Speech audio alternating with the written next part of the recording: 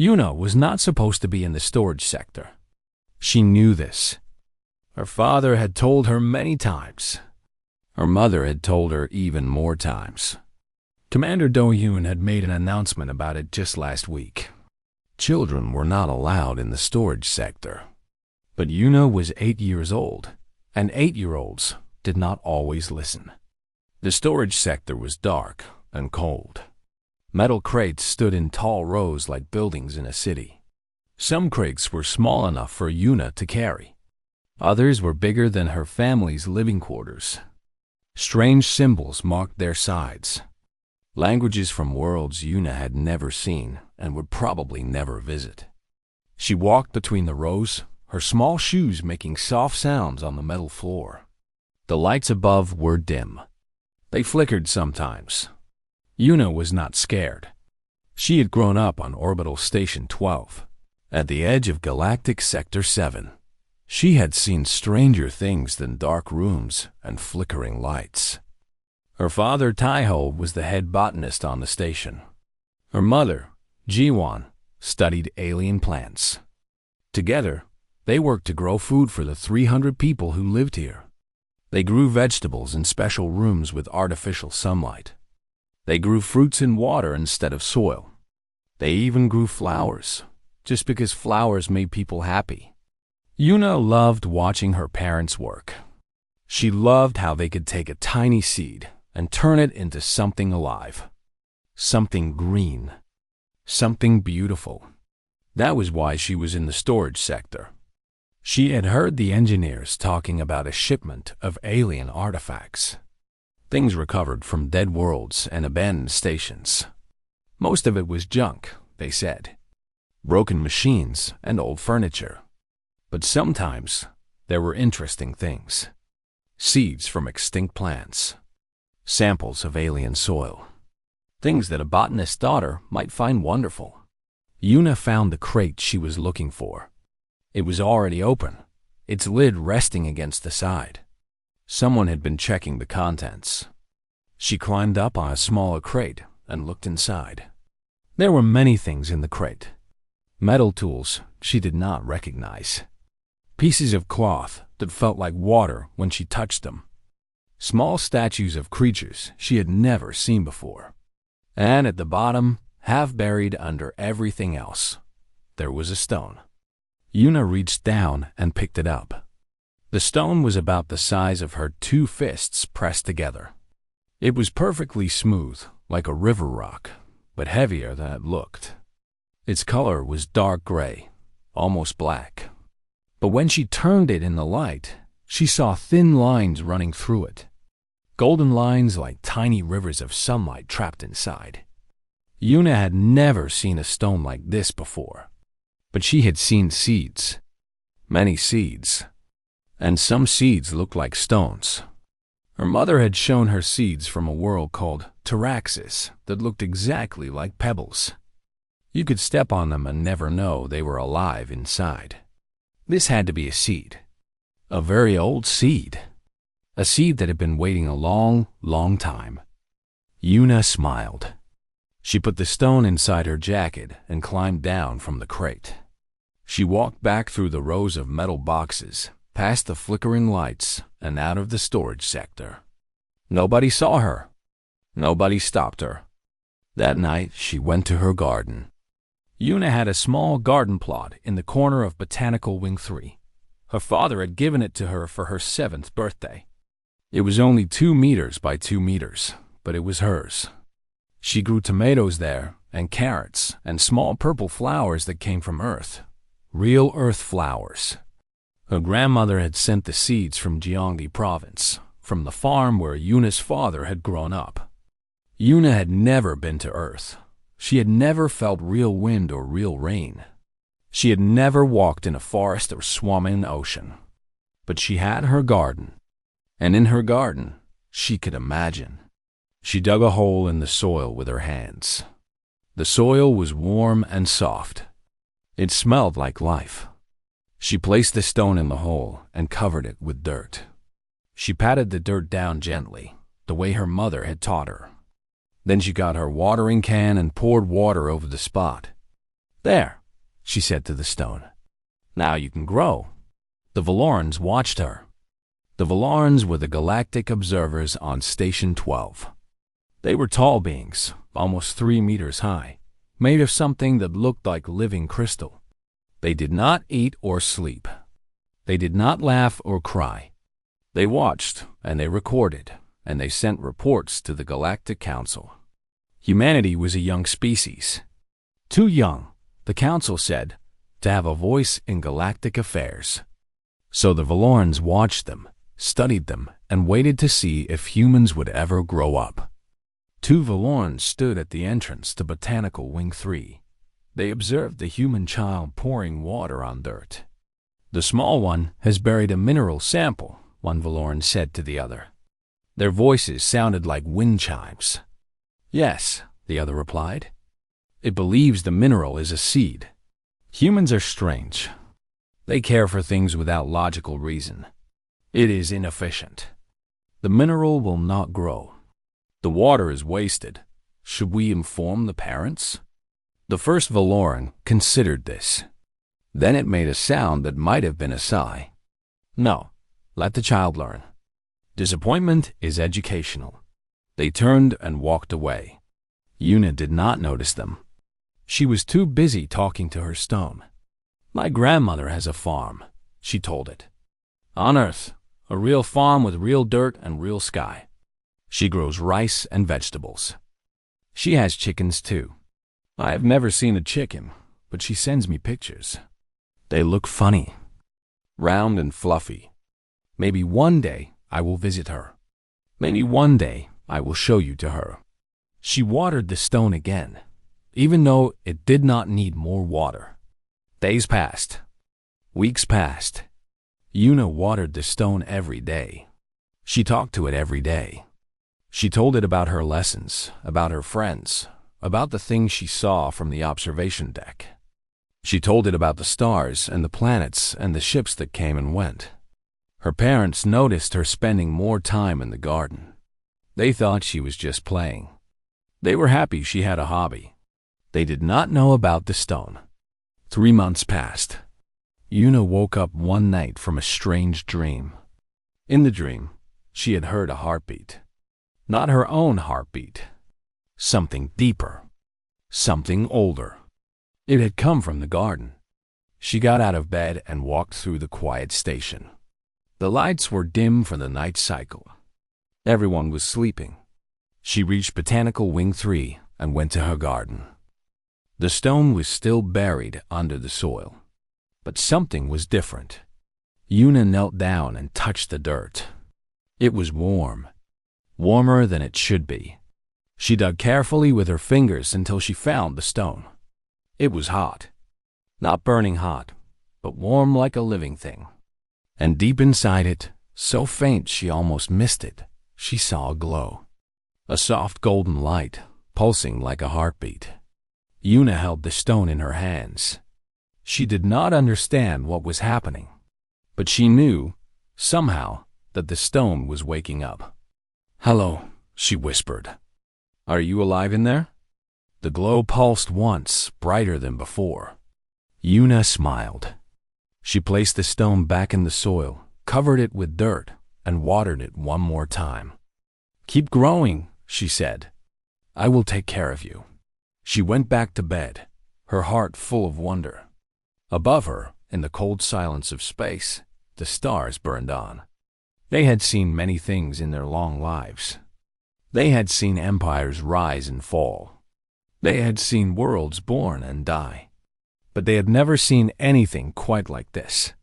A human child watering a stone.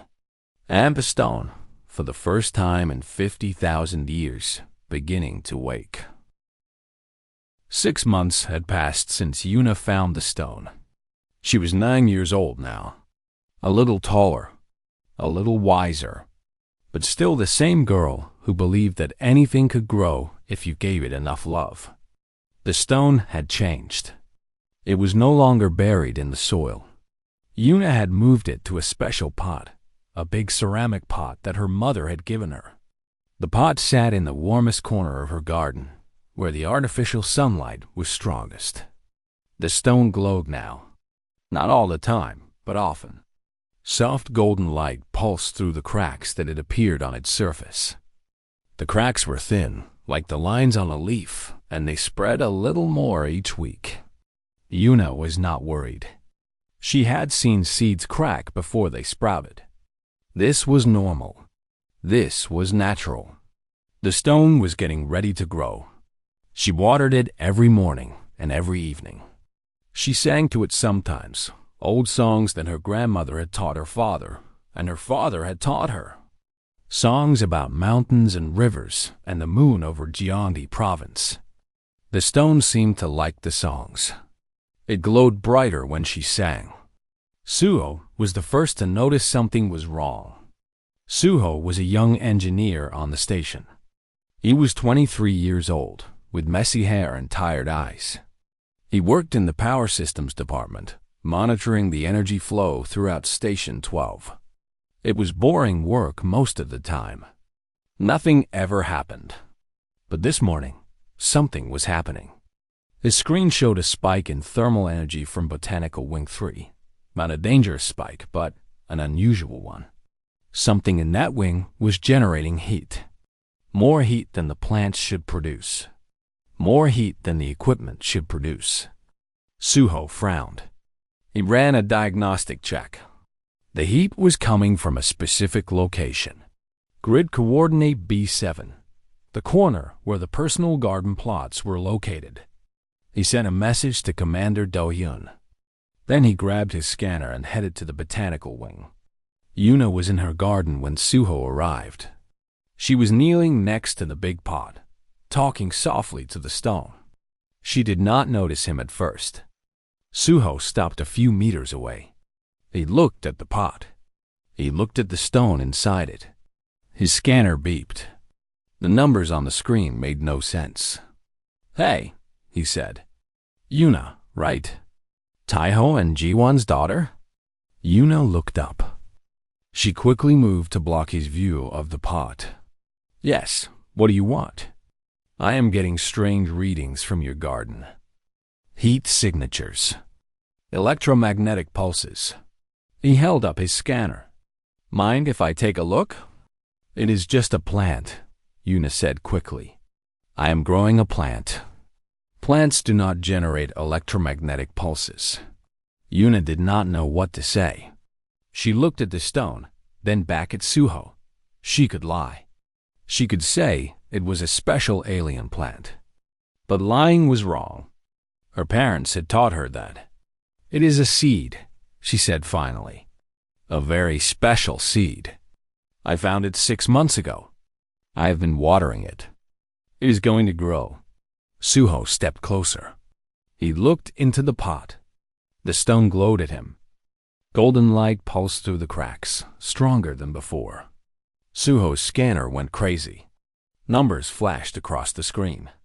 Warnings appeared. The device made sounds he had never heard before. "What the?" Suho whispered. "Please do not tell anyone," Yuna said. "I do not want them to take it away." But it was too late. Commander Do-hyun arrived 10 minutes later, with Yuna's parents behind him. Taiho looked confused. Jiwon looked worried. Do-hyun looked like a man who had not slept in days. "What is this?" Do-hyun asked, looking at the stone. "I do not know," Suho admitted. "But it is definitely not a plant." Jiwon knelt next to her daughter. "Yuna, where did you find this?" Yuna looked down. The storage sector. The crate with the alien artifacts. "I thought it was a seed." "The storage sector?" Taiho's voice was sharp. "Yuna, you know you are not supposed to go there." "I know. I am sorry." "That crate," Do-hyun said slowly. "It came from the dead world. Pirith. Everything in it was supposed to be inactive, inert. Just old junk for the museums." "Well," Suho said, looking at his scanner, "this thing is definitely not inactive." The stone pulsed again. The golden light was getting stronger. The cracks were spreading. "What is it?" Jiwon asked. "Some kind of power source?" A machine? Nobody answered. Nobody knew. Then the Valorans came. There were two of them. The same two who had watched Yuna plant the stone 6 months ago. But now they were not watching with amusement. Now they were watching with something that looked almost like fear. And behind them came a third Valoran. This one was different. Older. Larger. Its crystal body was not clear like the others, but clouded with age like ancient glass. This was Elder Kiran, the Valaran ambassador to the human stations. Elder Kiran had never visited Station 12 before. The fact that it was here now was not a good sign. The elder walked slowly to the garden. The other Valarans moved aside. Humans stepped back. Even Commander Do-Yoon seemed small in the elder's presence. Elder Kiran looked at the stone. For a long moment, nothing happened. The Valorans stood perfectly still. No movement. No sound. Just looking. Then Elder Kiran spoke. His voice was like a storm heard from far away. "This is impossible. What is it?" Do-Yoon asked. "What are we looking at?" "This object," Elder Kiran said, "was recovered from Pirith 400 years ago. It was classified as mineral debris. Inactive. Dead. It has been sitting in human storage facilities ever since." The elder paused. "It was never supposed to wake up." "Wake up?" Jiwan said. "What do you mean, wake up? This is not a stone. This is not a seed." Elder Kiran's crystal body flickered with strange colors. "This is a Pyrethian sovereign egg, the last of its kind. The last egg of the cosmic dragons." Silence. Complete silence. Yuna did not understand everything the elder had said, but she understood the word dragon. Everyone understood that word. "Dragons?" Taiho said. "You mean the dragons from the old stories? The ones that destroyed worlds?" "Yes." Elder Kiran's voice was heavy. "The Pyrethians were beings of immense power. They could consume stars. They could tear apart planets. 50,000 years ago, a coalition of species hunted them to extinction. It was the only way to survive. This egg was thought to be dead. A relic. Nothing more. But it is alive," Suho said. "The readings are clear. Something is growing inside it. Yes, something is waking up." After 50,000 years of silence, Elder Kiran turned to look at Yuna, because this human child has been watering it. Everyone looked at Yuna. Yuna looked at her stone. Her dragon. Her friend. "I did not know," she said softly. "I thought it was a seed. It does not matter what you thought." Elder Kiran's voice was cold now. "What matters is what it is. And what it is the most dangerous creature the galaxy has ever known." The elder turned to Commander Do-Yoon. "This egg must be destroyed, or surrendered to the Galactic Council. There is no other option." "Now wait a minute." Taiho stepped forward. "You cannot just come in here and—" "I can," Elder Kiran said. "I speak with the authority of the Council. This matter is no longer a human concern. This is a galactic emergency. The egg is on a human station," Do-Hyun said. "Under human jurisdiction. Jurisdiction does not apply to extinction-level threats." Yuna started to cry. She did not mean to. She tried to stop, but the tears came anyway. She loved the stone. She had taken care of it for 6 months. She had talked to it and sang to it and told it about her grandmother's farm. It was her friend, and now they wanted to destroy it. "Please," she said, "please do not hurt it." Nobody listened. The adults argued. Voices got louder. Louder. Words got sharper. Do-Hyun called for security. Elder Kiran called for a council ship. Taiho and Jiwan tried to protect their daughter. The stone glowed brighter and brighter. Yuna pushed through the crowd. She grabbed the pot with both hands. The stone was hot now, almost too hot to touch. But she did not let go. "I will not let you take it," she said. "I will not let you hurt it." "Child," Elder Kieran said, "you do not understand what you are protecting." "I understand enough. It is alive. It is waking up. And it is scared." The elder paused. "Scared? How could you possibly know that?" Una did not answer. She did not know how she knew. She just did. She could feel it. The stone's fear. Its confusion. It had been asleep for so long. It had been asleep for so long, and now it was waking up to a world that wanted it dead. That night, after everyone had gone, Una stayed in the garden. Commander Diane had posted guards. Her parents had begged her to come home, but she refused. She would not leave the stone alone.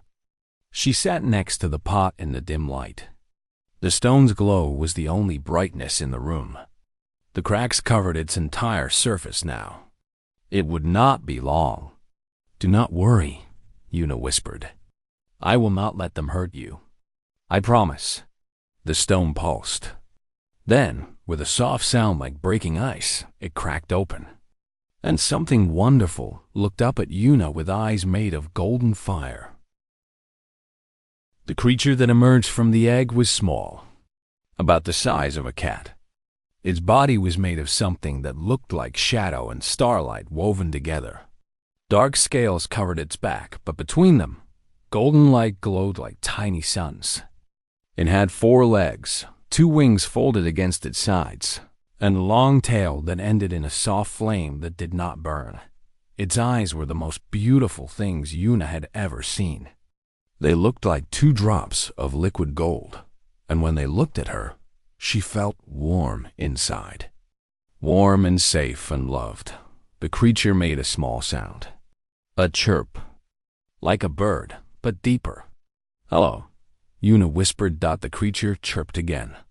It tried to stand, but its legs were weak. It had been sleeping for 50,000 years. Its body did not remember how to move. Una reached into the pot and gently lifted the creature out. It was lighter than she expected. Warm, but not too hot.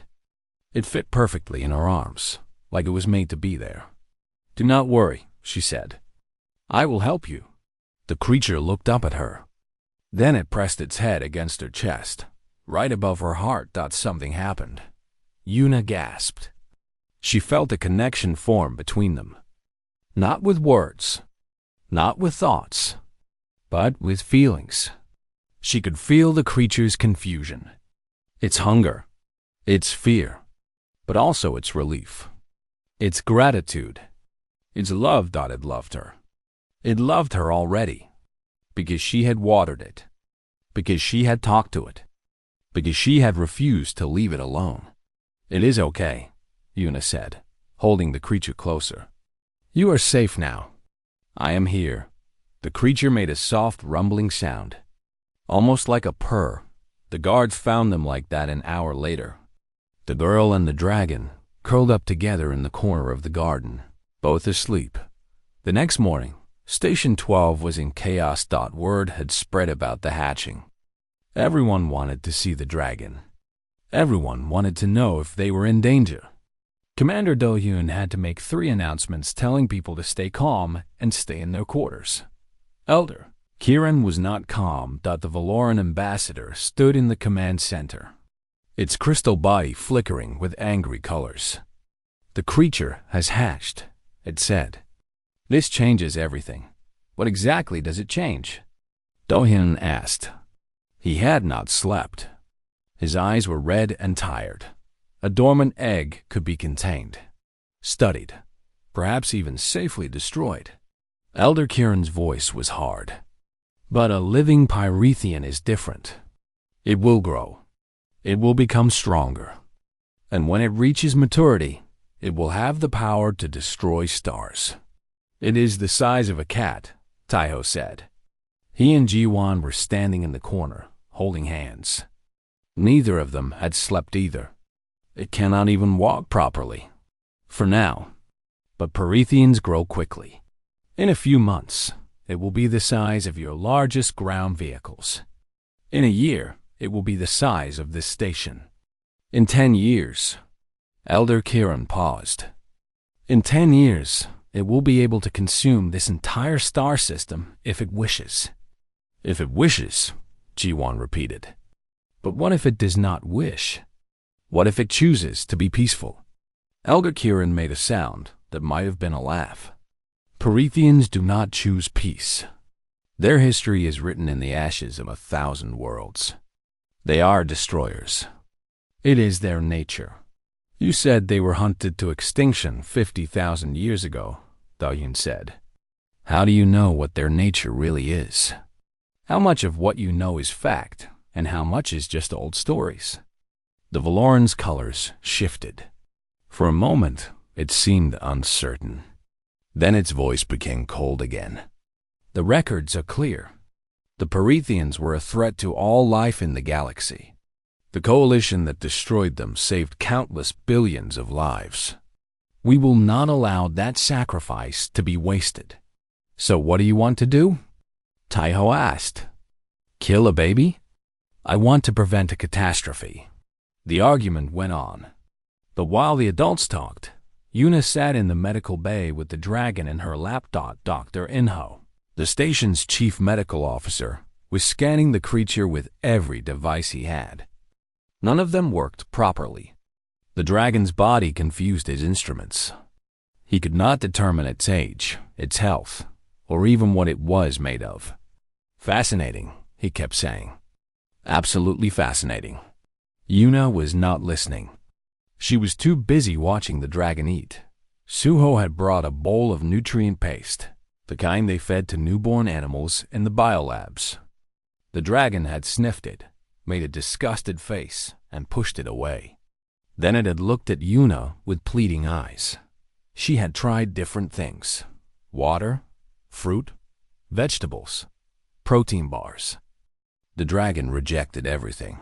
Finally, in desperation, she had held up her hand, just to show the dragon that she had nothing left to offer. The dragon had touched her palm with its nose. And suddenly, Yuna understood. She walked to the window. The medical bay had a small window that looked out at the stars. She pressed her palm against the glass and pointed at the distant suns. Light? She asked. You eat light? The dragon chirped happily.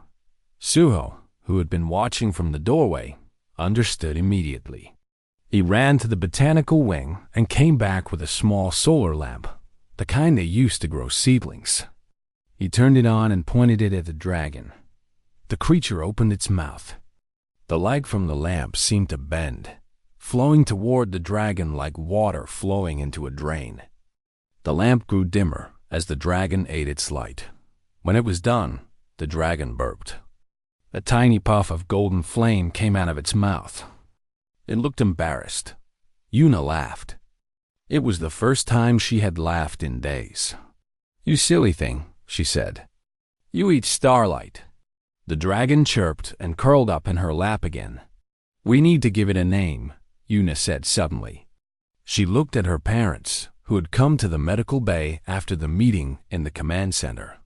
Can I name it? Taiho looked at Jiwan. Jiwan looked at Elder Kieran, who stood in the corner like an angry statue. The creature should not have a name, Elder Kieran said. Naming it implies it will be allowed to live. It is alive, Yuna said.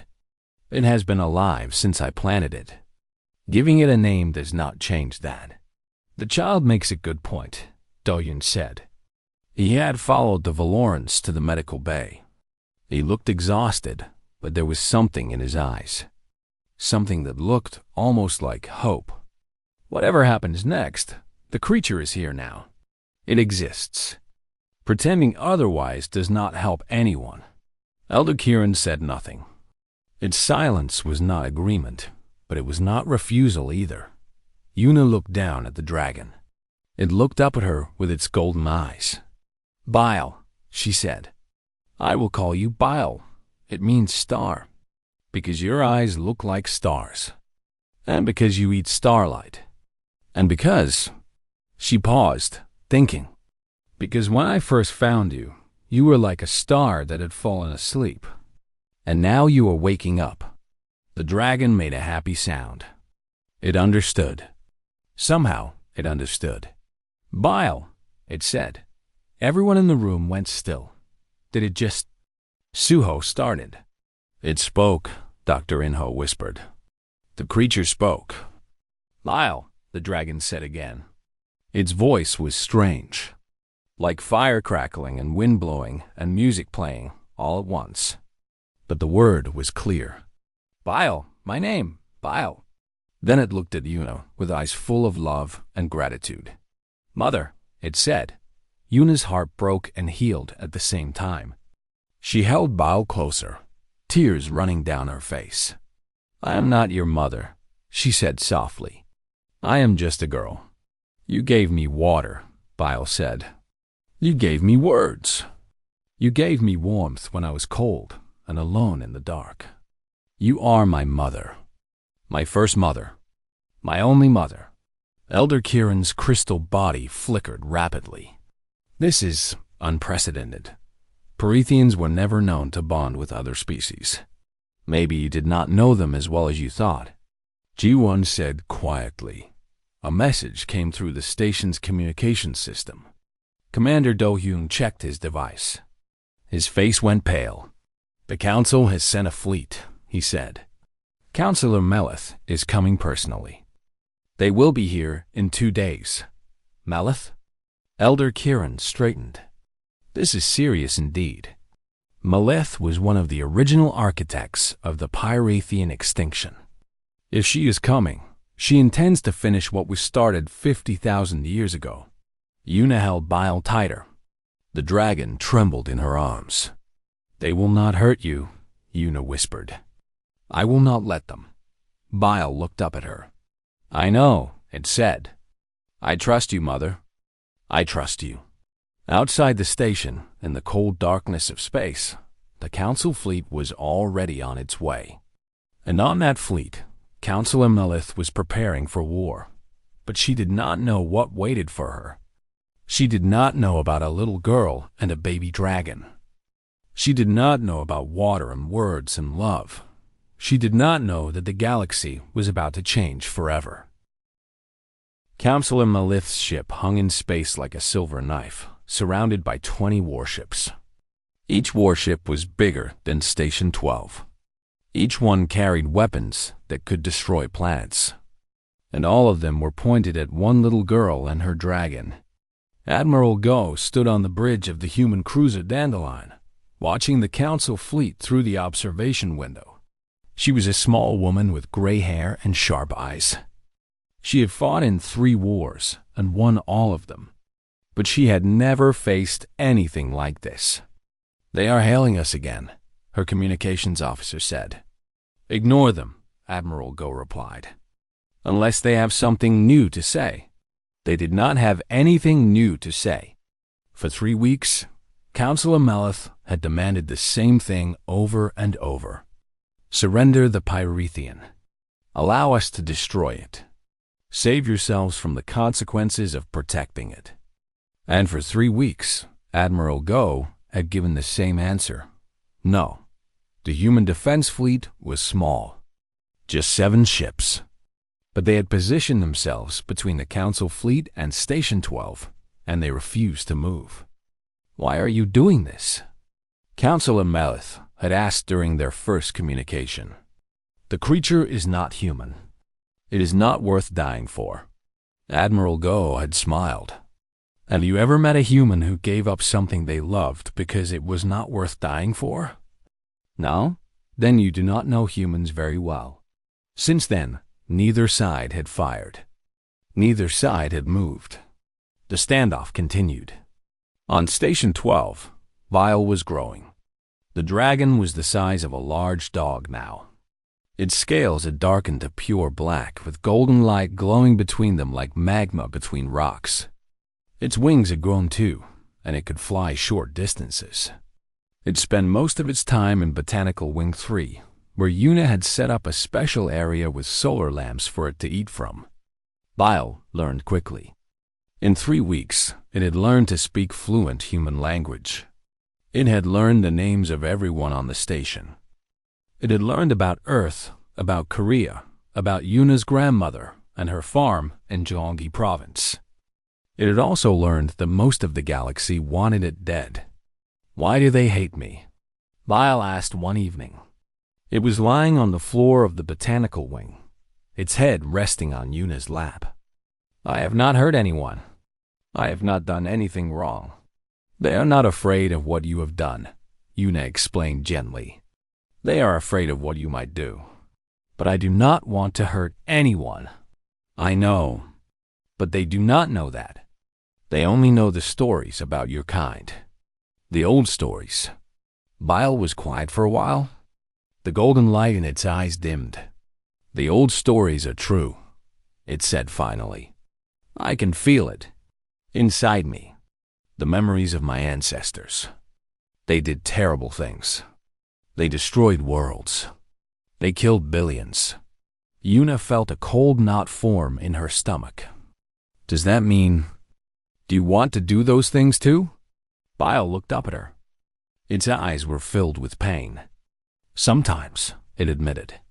"Sometimes I feel the hunger, the desire to grow bigger and stronger, to consume more light, more energy, more everything." Its voice trembled. "It scares me, Mother. It scares me so much." Yuna hugged the dragon's great head. It was warm against her chest. "Everyone has scary feelings sometimes," she said. "Everyone has thoughts they do not like. That does not make you bad. What matters is what you choose to do. What if I choose wrong? Then you try again. That is what growing up means." Bile closed its eyes. "You make it sound simple. It is not simple. But you are not alone. I will help you. My parents will help you. Everyone on this station will help you. Avru, you do not have to figure everything out by yourself." The dragon was silent for a long time. When it finally spoke, its voice was small.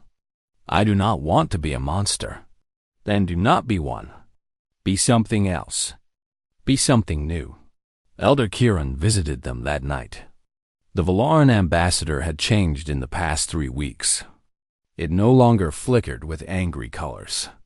Instead, it seemed dim, tired, conflicted. "May I speak with you?" Elder Kiran asked.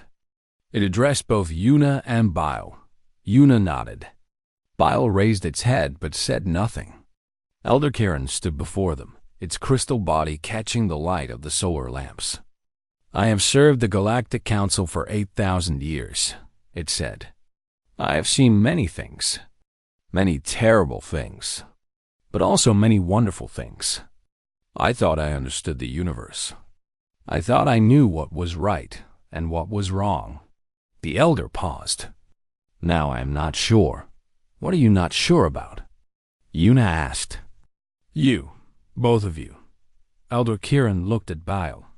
"I was there, 50,000 years ago, when the last Perithians fell. I watched them die. I helped kill them. We believed we had no choice. They were too dangerous to live." Bile's eyes flickered. "And now?" "Now I watch you eat light and learn words and call a human child your mother. Now I see you tremble with fear at the thoughts in your own head. Now I wonder." Elder Kiran's voice became soft. "I wonder if we made a mistake. Your ancestors were not like Bile," Yuna said. "They did not have anyone to teach them. They did not have anyone to love them. Perhaps we never gave them the chance." The elder turned to Yuna. "Why do you care for it? You know what its kind has done. You know what it could become. Why do you risk everything for a creature you found in a storage crate?" Yuna thought about the question. It was a good question. A hard question. "Because Bile has not done anything wrong," she said finally. "You are scared of what it might do. But my mother taught me that you have to let people show you who they are first. You cannot punish someone for something they have not done yet. And if it does become a monster, then I will still love it. And I will still try to help it. That is what family does. Elder Kieran stood very still. For a long moment, it said nothing. Then, slowly, it bowed its head. You are a remarkable child, it said. Your species is remarkable. So young, so emotional, so stubborn. The council calls these weaknesses. Perhaps they are wrong. The elder turned and walked toward the door. Then it stopped. The council fleet will attack tomorrow. They cannot wait any longer. Councillor Melith has lost patience. It looked back at them. I am sorry. I cannot stop what is coming. Then it left. Una held Bile tighter. The dragon trembled against her. What do we do? Bile asked. I do not know, Una admitted. But we will figure it out, together. The attack came at dawn. Council strike teams breached the station in 3 places. They wore heavy armor and carried weapons that could cut through metal like paper. Captain Myrie of the Dandelion led the human defense, but they were overwhelmed quickly. The strike teams moved through the station toward Botanical Wing 3. Nothing could stop them. Una heard the explosions. She heard the screaming. She held Bile in her arms and closed her eyes. I am scared, she whispered. I am scared too, Bile said. The door to the Botanical Wing exploded inward. 3 council soldiers stepped through, their weapons raised. Surrender the creature, one of them said. You will not be harmed. Una did not move. She held Bile tighter. The soldier stepped forward. He reached for the dragon. And something happened. Bile moved. Not with its legs. Not with its wings. It moved with something else. Something deeper. Something that had been sleeping inside it since before the stars were born. Light exploded from the dragon's body. Golden light, pure and bright, filling the room, filling the station, filling the space around the station. It was not destructive light. It was not harmful light. It was protective light. Shield light. Love light. The council soldiers froze. Their weapons stopped working. Their armor locked up. They could not move. The light spread further. It wrapped around Station 12 like a cocoon. It touched the council warships and made them drift. It touched the human cruisers and kept them safe.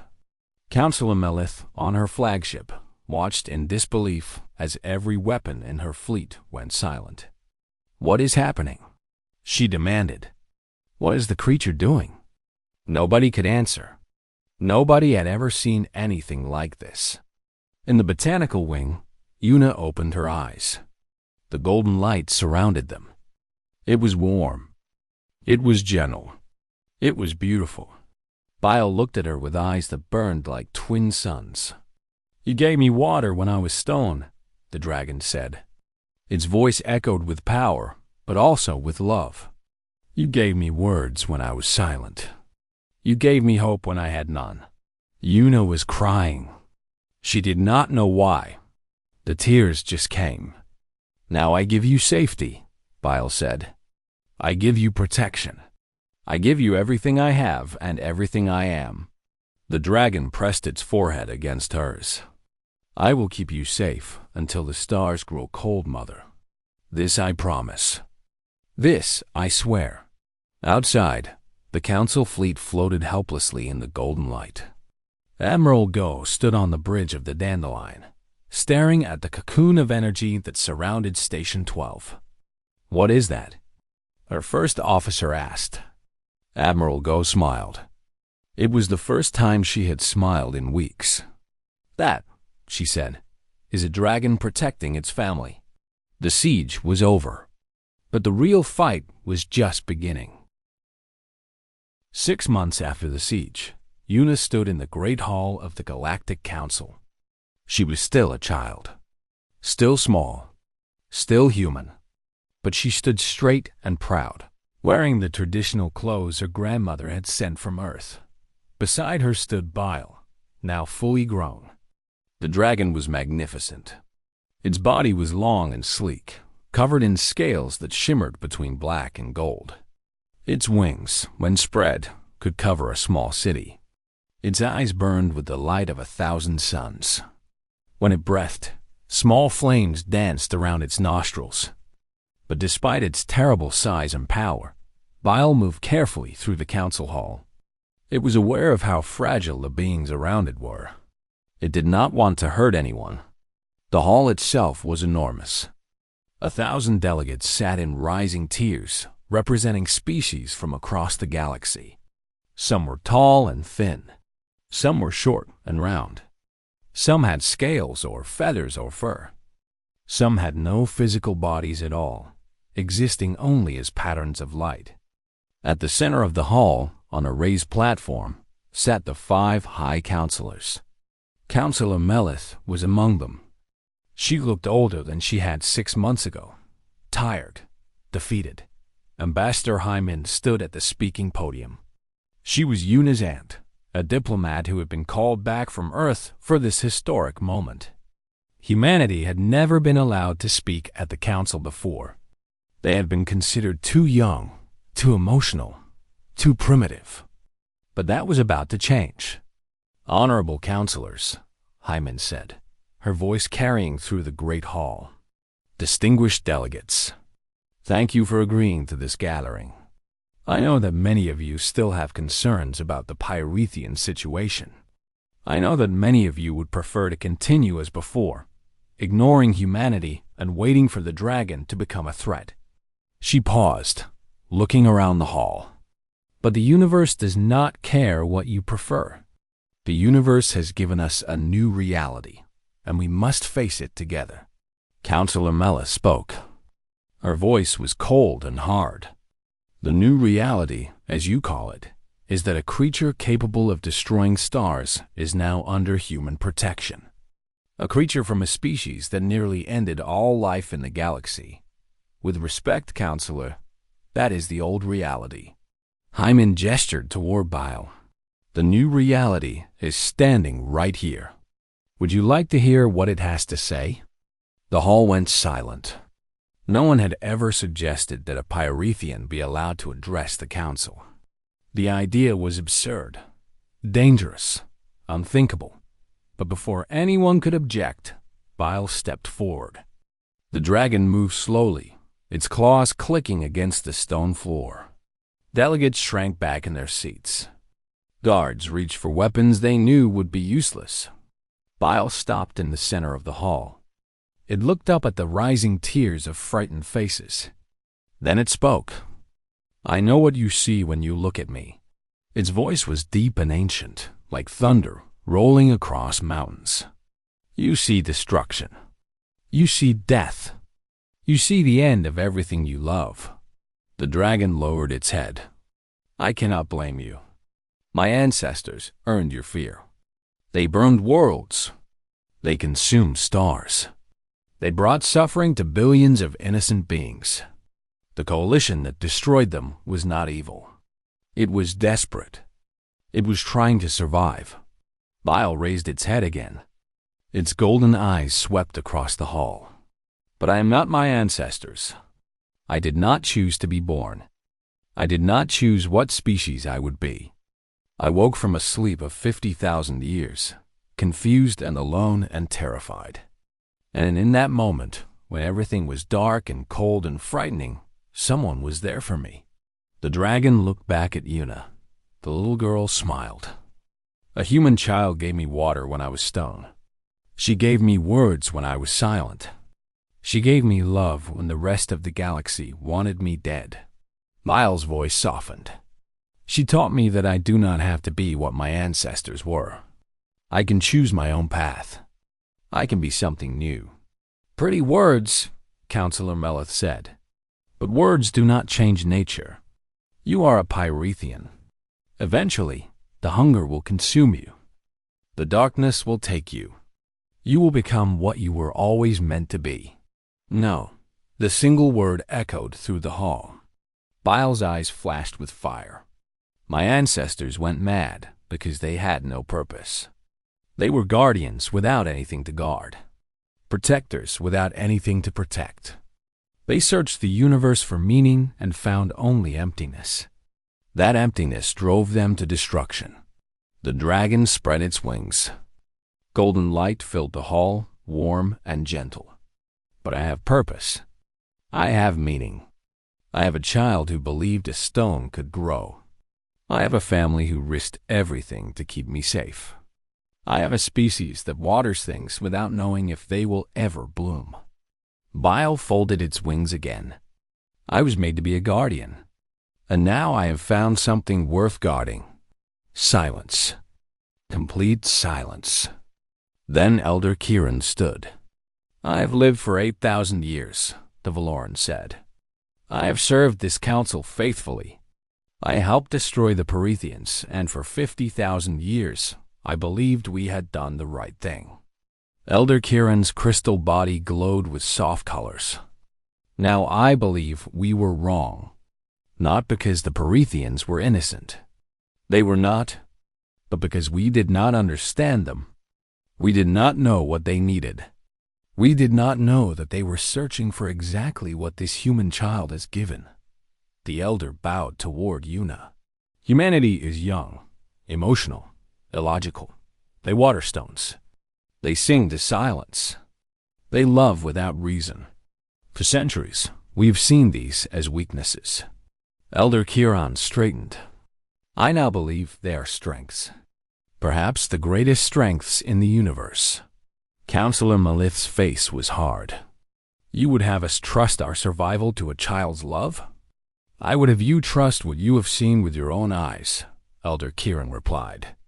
This Pyrithium had the power to destroy our entire fleet. Instead, it created a shield. It protected, not attacked. It chose mercy over destruction. How many of us can say we would have done the same? The council debated for 3 days. Arguments rose and fell. Accusations flew. Old grievances were aired. Some delegates demanded that Bile be destroyed regardless of the consequences. Others suggested exile to a distant galaxy. A few, very few, proposed a new kind of alliance. In the end, the vote was close, but it passed. Humanity was recognized as a sovereign galactic species. They would have a seat on the council, a voice in galactic affairs, and most importantly, they would have the protection of the last Pyrethian sovereign. When the decision was announced, Yuna hugged her aunt. Hyman hugged her back, crying and laughing at the same time. You did this, Hyman said. You changed everything. Yuna shook her head. I just watered a stone. Bile did the rest. The dragon lowered its great head and gently touched Yuna's hair with its snout. We did it together, Bile said. As a family. Years passed. Yuna grew up. She became a xenobiologist, studying alien life forms across the galaxy. She traveled to worlds her parents had only dreamed of. She walked in real forests and swam in real oceans. She finally visited her grandmother's farm in Gyeonggi Province and saw the flowers she had only known from pictures. But no matter where she went, Bile was with her. The dragon had grown vast beyond measure. When it spread its wings in space, it could block out suns. When it flew between stars, it left trails of golden light that lasted for years. It was, without question, the most powerful being in the galaxy. And yet, every evening, it shrunk itself down to the size of that first hatchling. It curled up beside Yuna, wherever she was, and listened as she told it stories about her day, about the creatures she had discovered, about the friends she had made, about the universe they were exploring together. One evening, many years after the council vote, Yuna sat on the observation deck of a research vessel. She was no longer a child. Her hair was beginning to gray. Her face had lines that had not been there before. But her eyes were still bright, still full of wonder. Bile lay beside her, small and warm. "Do you remember when we first met?" Una asked. "I remember everything," Bile said. "I remember being cold and dark and alone. I remember the first drop of water touching my shell. I remember the first word you said to me." "What word?" The dragon smiled. It was a strange expression on a face made of shadow and starlight, but it was definitely a smile. "Hello," it said. "You said hello." Such a simple word. But it was the first word I had heard in 50,000 years. It woke me up. It reminded me that I was not alone. Una scratched behind the dragon's ear. It rumbled with pleasure. "You know," she said, "I really did think you were a seed." Bile laughed. The sound was like bells ringing in the distance. "And you made me grow," it said. "You planted me in soil and gave me water and sang me songs about Earth. You treated me like something that could become beautiful." And so I did. Una leaned back and looked at the stars. So many stars. So many worlds. So many stories waiting to be discovered. "I am getting old," she said quietly. "I know. One day I will not be here anymore. I know that too." Una looked at the dragon. "What will you do when I am gone?" Bile was quiet for a long time. When it finally spoke, its voice was gentle. "I will remember you. I will tell stories about you. I will make sure that every being in the galaxy knows about the human child who watered a stone because she believed it could grow." The dragon pressed its head against her shoulder. "And I will keep watering stones, because you taught me that sometimes the most impossible things turn out to be the most beautiful." Una smiled. Tears ran down her cheeks.